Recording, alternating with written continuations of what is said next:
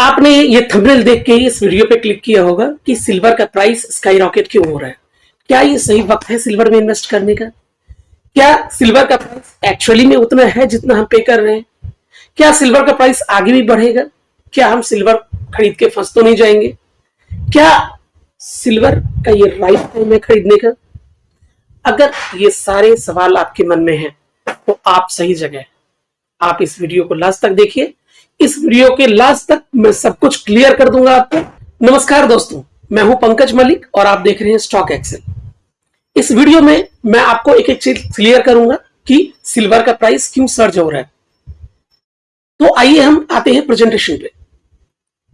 पहला यह है कि सिल्वर का जो प्राइस सर्ज हो रहा है वो जनवरी से लेके अब तक 80% सिल्वर का प्राइस बढ़ चुका है। ये इतना मैसिव रैली कैसे हो गया? क्या ये पहली बार हुआ? तो हम इसको ग्राफ से समझते हैं।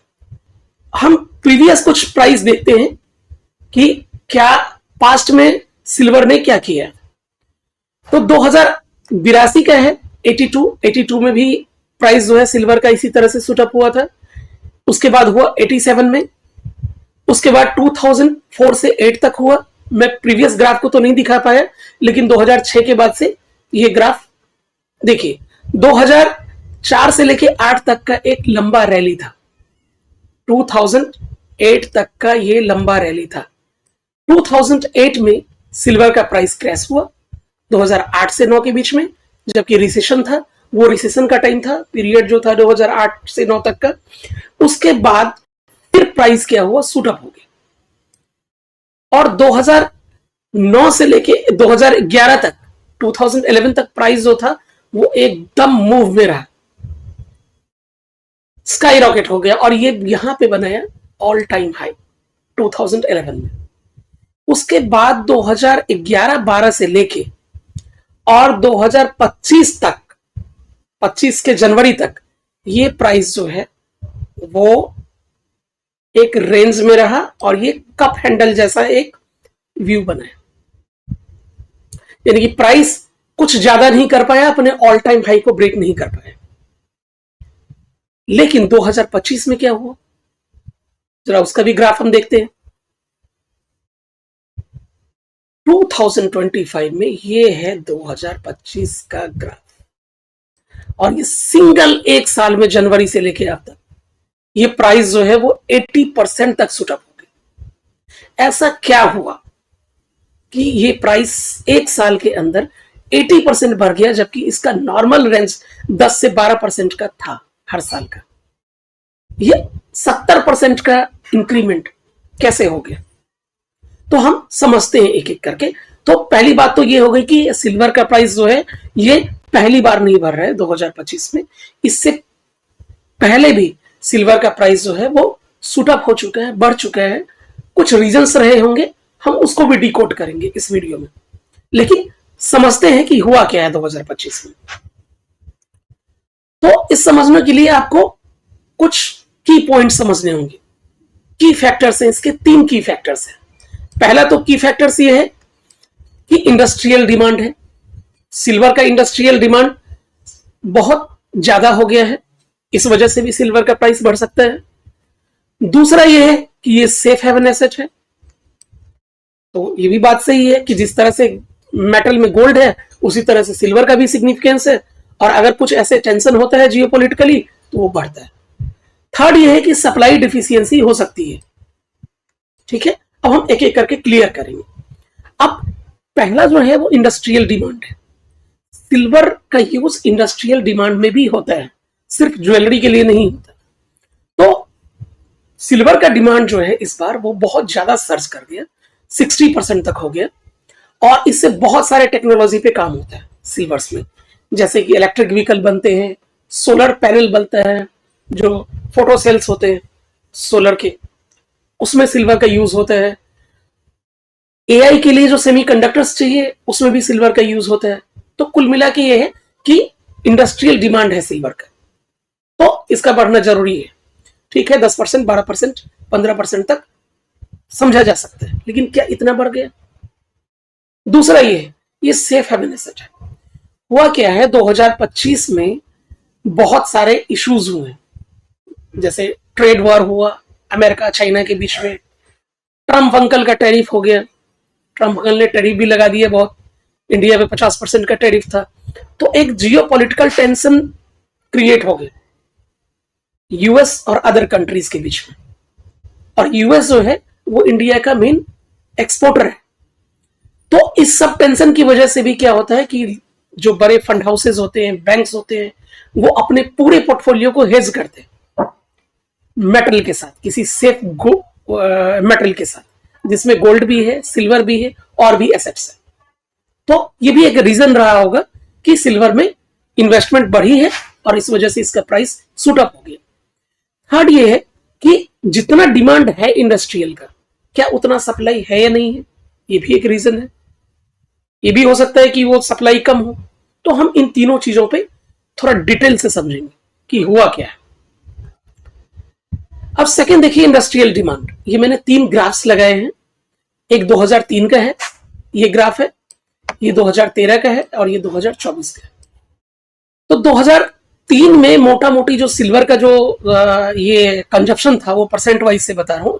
इंडस्ट्री में इसका 42% यूज होता था, फोटोग्राफी में 22%, इन्वेस्टमेंट के तौर पे यानी कि जो सिल्वर के म्यूचुअल फंड्स हैं और ETF हैं, इसमें सिर्फ 4% का इन्वेस्टमेंट था और बाकी ये ज्वेलरी और ये सब हो गया जो हेजिंग के लिए यूज करते हैं बैंक्स वगैरह ये। लेकिन 2013 में क्या हुआ, थोड़ा सा इसमें चेंजेस आए हैं और फोटोग्राफी में ये घट के 5% हो गया।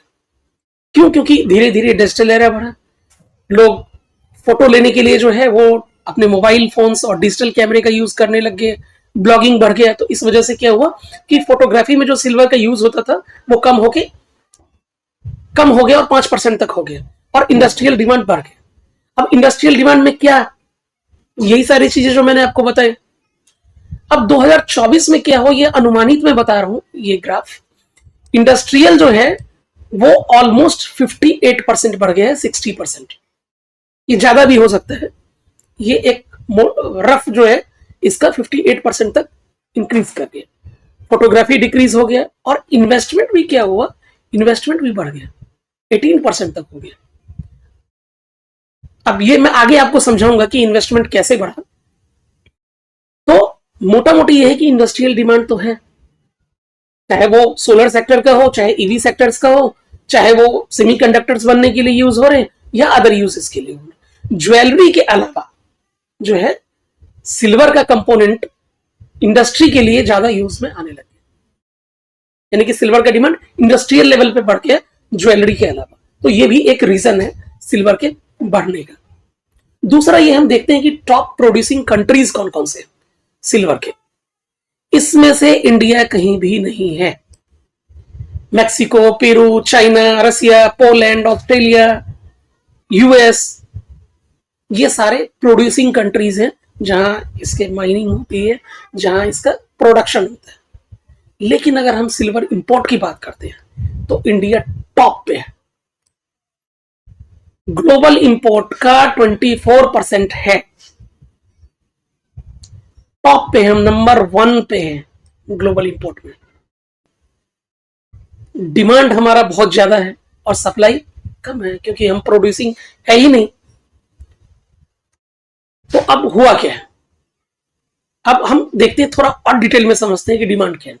टोटल डिमांड इतना मोस्ट टन था, ये मिलियन टन्स में। ये देखिए शॉर्टफॉल -109 का। इंडस्ट्रियल फैब्रिकेशन से 680 हो रहा है। हमारा रिसाइकलिंग हम करते हैं, यानी कि सिल्वर जाके आप कहीं भी सिल्वर जो भी बाहर से आता है हम एक्सचेंज करते हैं, वो सारे रिसाइकलिंग में हो गए, सेकेंडरी सप्लाई हो गए।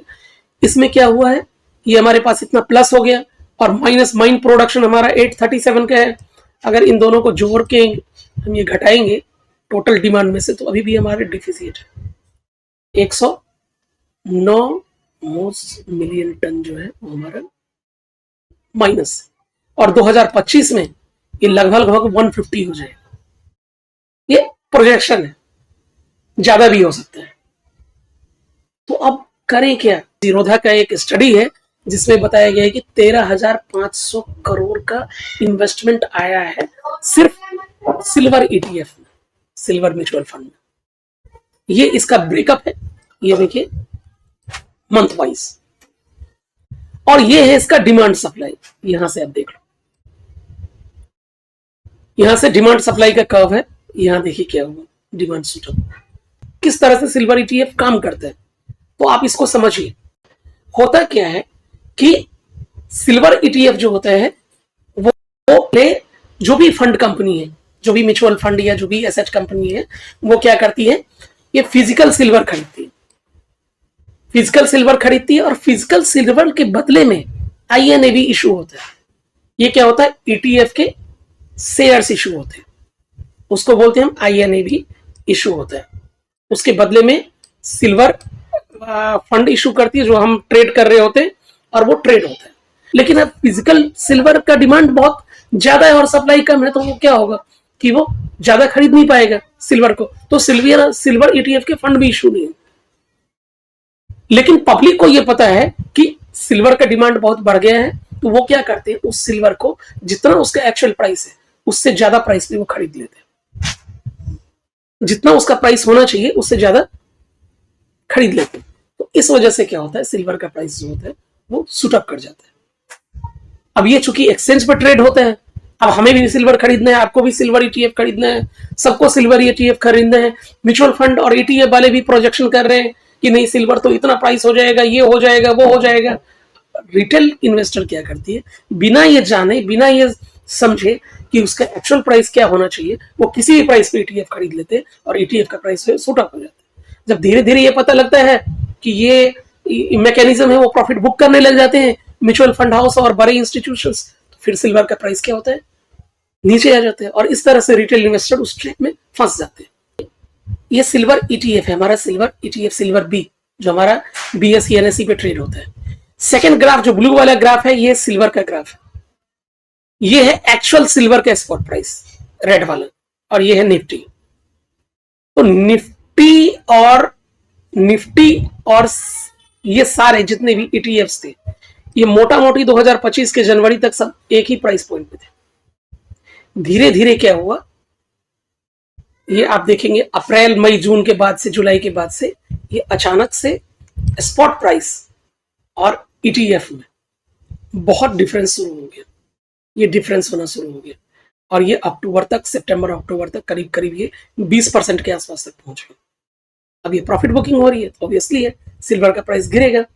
लेकिन क्या ये रैली जेन्युइन है, तो हाँ ये रैली जेन्युइन है, लेकिन इस प्राइस पॉइंट पे नहीं। ट्रेस करें 5-6 महीने में इसका प्राइस 10, 20, 25, 30% करेक्ट करें, कम से कम 15 से 20%, तो हम सिल्वर में देख सकते हैं कि अपॉर्चुनिटी है, तो आप सिल्वर में इन्वेस्ट कर सकते हैं। अगर आप इसी तरह के वीडियो को देखना चाहते हैं तो मेरे चैनल को सब्सक्राइब कर लीजिए और नोटिफिकेशन को भी दबा दीजिए, बेल नोटिफिकेशन। मैं बहुत रिसर्च करता हूँ, बहुत मेहनत करता हूँ, और चाहता हूँ कि हर एक पॉइंट को मैं उस बाकी और यूट्यूबर के व्यू से नहीं समझाऊं, एक आपको जेन्युइन व्यू दूं, एक अनबायस्ड जो अपना ओपिनियन है वो दूं। तो मैंने काफ़ी मेहनत की है। अगर आपको थोड़ा सा भी इस वीडियो में कुछ आपने सीखा होगा तो प्लीज़ सब्सक्राइब कीजिए और अपने दोस्तों के साथ शेयर कीजिए, जो अपने सिल्वर ईटीएफ में जो भी इन्वेस्ट करना चाहते हैं या बिना सोचे समझे कहीं भी इन्वेस्टमेंट कर देना चाहते हैं, उनको थोड़ी सी समझ होगी, थोड़ा वो समझेंगे। तो वीडियो यहाँ तक देखने के लिए धन्यवाद, थैंक यू। आपका दिन शुभ रहे एंड हैप्पी इन्वेस्टिंग।